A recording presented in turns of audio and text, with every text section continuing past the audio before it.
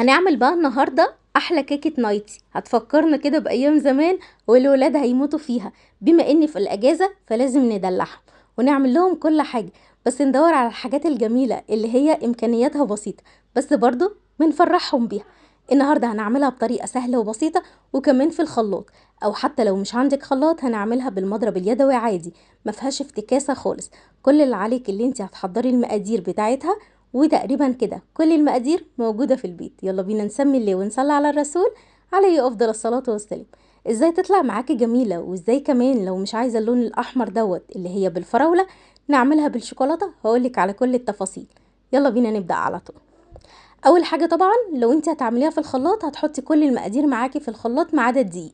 انا هعملها بالمضرب، حطيت بيضايه وحطيت كمان رشه ملح بسيطه وكمان معلقه صغيره من الفانيليا. قلبت كل الكلام دوت مع بعضه، وبعد كده حطيت معايا كوبايه من السكر وحطيت كوبايه الا ربع من الزيت وقلبت كله مع بعض. في المرحله ديت انا محتاجه السكر يدوب كويس جدا.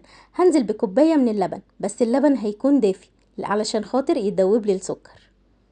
ما تخافيش مش هتستوي معاكي وانتي بتقلبيها، هو يدوب بس اللبن دافي هيدوب السكر. في الوقت دوت هحط معايا معلقه كده كبيره من البيكنج باودر. طبعا لو انتي هتستعملي الكيس ما تاخدوش كله، خدي 3 ارباع وسيبي الربع بس. قلبت كله مع بعضه ونزلت كده بحوالي كوبايتين من الدقيق المنخول. في الوقت دوت بعد ما الدقيق اتقلب معايا مع الخليط وبقى معايا كده القوام كريمي، نزلت بمعلقه كبيره من الخل الابيض. في الوقت دوت انا هاخد كده حوالي 5 معالق بمعدل يعني نص كوباية من خليط الكيك. هحط عليهم بقى انا لون احمر علشان خاطر بس يديني نتيجة كويسة في الاخر، الشكل اللي هو ايه هتشوفيه معايا. طبعا في المرحلة دي لو انتي مش حابة اللون الاحمر خالص او مش متوفر عندك تقدري تستبدليه بمعلقة من الكاكاو الخام. وطبعا لو الكاكاو مرضيش يتقلب معاكي وتقل يبقى تزودي معلقة من اللبن. هجيب بقى الصينيه او الصاج اللي انا هدخله الفرن، سواء الصينيه اللي عندك زي اللي عندي كده، او لو عندك الحيطه بتاعتها عاليه شويه مفيش مشاكل خالص. المقاس بتاعها 30 في 40. هدهنها كده دهنه بسيطه من الزيت، وكمان هحط عليها ورق من الزبده، وبرده هدهن ورقه الزبده بسيط كده من الزيت بنفس الزيت اللي موجود معايا في الفرشه. هنزل بالخليط وده كده القوام بتاعي. في الوقت بقى طبعا انا كنت مشغله الفرن، اول ما ابتديت اللي انا احط البيض على في الطبق شغلت على طول الفرن قبل ما اعمل اي حاجه علشان الفرن يسخن وتستوي معايا بسرعه. بعد ما الخليط حطيته في الصينيه حطيت كمان الكيكه اللي احنا عملناها بالالوان، حطيتها كده في كيس تلاجة. وطبعا تقدري تستبدلي الالوان دي باي لون عندك، هي الالوان دي الوان بودر وفي منها الوان جل، بس طبعا الالوان ديت مصرحه للغذاء يعني الوان غذائيه.